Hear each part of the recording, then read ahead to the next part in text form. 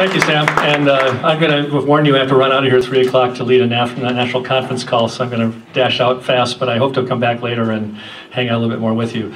I'm going to run really rapidly through some work I've done for a number of years, and it's going to be unfortunate how quick this is going to be, but hopefully it helps set a stage for what we want to do now. I wanted to start by talking about, just sort of explain why a white guy's up here talking about food in North Minneapolis. Part of that is because my history is that I started working in inner city business development back in the 1970s in Powderhorn neighborhood. I lived and worked there for 20 years and did several business startups. Some of them lasted longer than others, but it was actually a successful course in kind of learning how to do business in this setting. And one of the things that really impressed me in that experience was seeing how much money people were spending that they already earned that went out the neighborhood right away. So that was a very good educational thing. Helped found and edit a magazine called Common Ground back in the 70s that allowed people working on projects like this in the Twin Cities to communicate with each other. Spent 15 years as an international and local farm journalist covering agriculture. Also inner city development in Phillips through the Alley newspaper.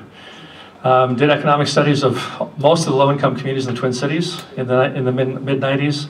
Did some work here in North Minneapolis, both working with residents on indicators of success for the North White Community Trust, but also doing some scanning of West Broadway businesses for a business planning process that happened there. And I also led the facilitation of the Minneapolis Sustainability Indicators process, which resulted in, I would say, arguably the most searching indicators covering issues of justice and equity that any city in the country has adopted. And the city really adopted a very fine profile of indicators from that process. I've been active in food since 1974. And that work has taken me now to actually 32 states around the United States, with about 91 studies I've done helping foment local food activity in rooms like this all over the country. And it's really a privilege to have that education behind me as I come back to North Minneapolis and work with you today. My vision for a local food system, it's very similar to what we've seen already. I just want to mention briefly, I think a local food system should build in communities like North Minneapolis health, wealth, connection, and capacity. I think it's very consistent with what we've heard, but I like to kind of claim my vision when I start talking. The main thing I'd like to say today is that the food system is very efficient at taking wealth out of our neighborhoods like North Minneapolis for the same reasons that Sam just mentioned. And if we don't recognize that, we have trouble because we attach ourselves to a system that's working against our interests. I don't say this to be discouraging, I say this to encourage us to be strategic. If we know that reality, we can work with a system that's not working in our favor and come up with something that helps benefit us in the future. I would also argue that what we call local foods is the best path I can think of for economic recovery in the United States. I have never been in such a movement that's broken out in every state in the country so rapidly in my life, and I've been in a lot of social movements in my time.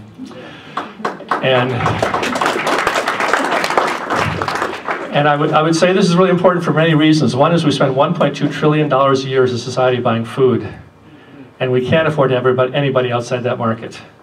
We have to do business in a way that's inclusive if we're going to have a good food system. If we can't do it in food, we're not going to do it making windmills. We're not going to do it making cars. We're not going to do it making banking systems. So we have to really get this right. Finally, when I say local food, it's a shorthand for me. It's not simply about how far the food has traveled, how many food miles is on it, but for me, the goal is to really build community-based food networks, the kind of stuff that Sweetie Pie is talking about, business clusters that really trade with each other, and when a dollar is earned by North Minneapolis, it'll stay here for a while before it flies away. That's the real heart of this matter, and I'm going to now show you some examples of groups I think have done some really good work in that direction. First of all, a couple quick facts though. City of Minneapolis residents spend $8 billion a year buying food.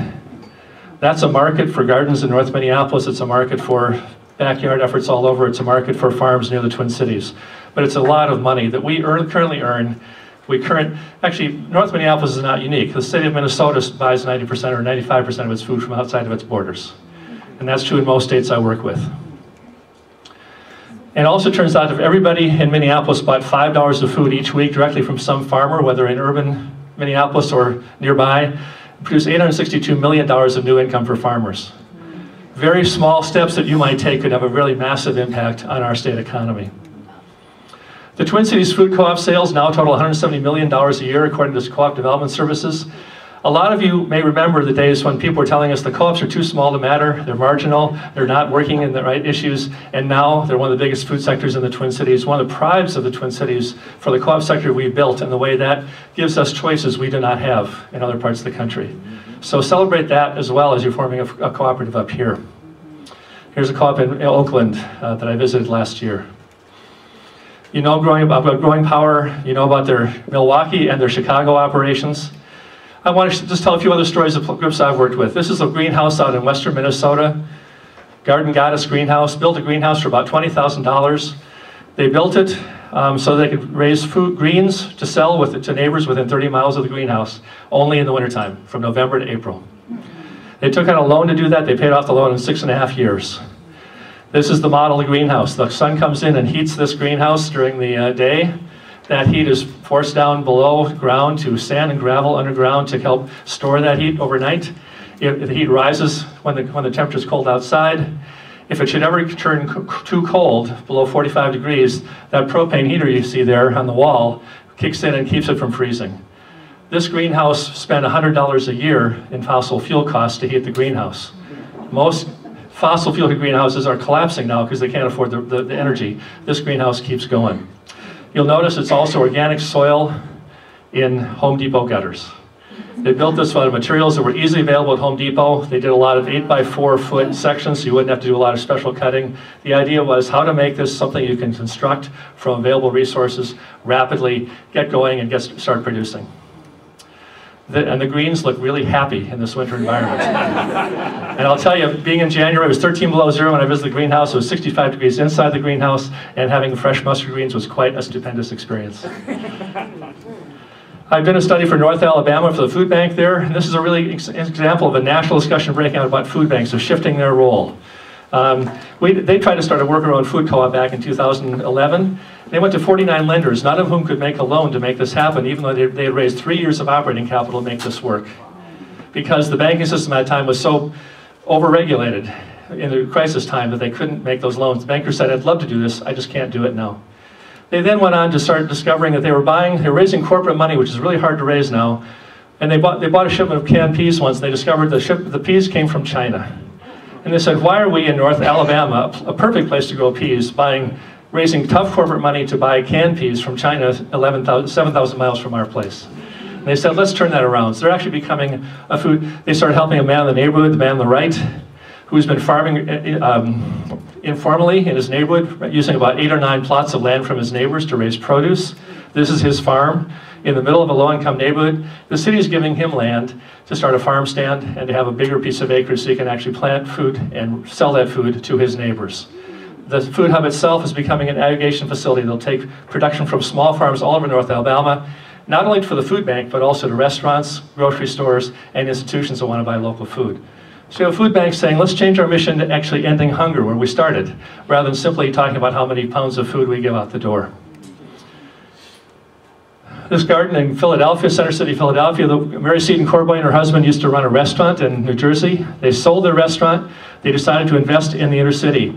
They went to the city of Philadelphia and asked for a 1-acre piece of land to start a farm. They got a 1-acre brownfield site that they leased for $1 for 99 years. It was a polluted site. They put down cement containers to keep the pollution below ground. They put in organic soil above. As you can see, the plants look pretty happy here as well. In a very hot part of central Philadelphia. They have hydroponic tables raising green production off the level of the pollution in the ground. They have this storage area that they can broker food from 75 farms in New Jersey and Pennsylvania into local restaurants that are within walking distance of their farm in central city Philadelphia. Because they're restaurateurs, because they are close to their customers, their sales on this 1-acre farm in central city Philadelphia, last I heard, were $1 million a year. That compares really well with some of the corn and soybean farms we have in Minnesota. Finally, I hope, I'm working with a group called Western Wisconsin Food Enterprise Center, which took an old industrial factory building and turned that into a destination resource for Southwest Wisconsin. There's a 100,000 square foot factory that closed overnight in July of 2009. The head of the Economic Development Authority got on the phone with the executive and railed him out for and said, we've been supporting you since 1974. We've given you incentives, we've given you a good business climate. You're now taking 85 of the best jobs we have in our town of 4,000 away. How are you going to pay us back? The man wasn't ready for that conversation. He stammered for about 20 minutes and finally broke down and said, what do you want me to do? And she said, sell us the building, and he did. For a very tiny price, they got ownership. The County Economic Development Authority now owns this building. They're creating a business cluster. including K-Weight and Organics, which are shipping food to our co-ops here in the Twin Cities, but also all the way to Chicago. Fifth Season Cooperative, which is a hybrid co-op that gets food buyers, farmers, hospitals on the same board to set up a food system that works for everybody concerned. And organic herbal products companies coming in there, and they're clustered with hospitals and schools that promise to buy 10% of their produce from this operation when it's up and running. Organic Valley is nearby offering technical assistance. Amish farmers are nearby who are ramping up production to meet the hospital and school demand. A meat processor across the street that basically allows them to process local meats to put into the mix. And the local food co-op in a town of 4,000 that has 2,600 members brought their farmers' contacts into the story. So this, as Mr. Babington pointed out, this is building connections in a community, but also building connections in a way that is more self-sustaining, that creates a livelihood for the business. This hopes to be replacing all 85 jobs that are lost by 3 years from now because of food-related activity that they've ventured into. I mentioned the co-op.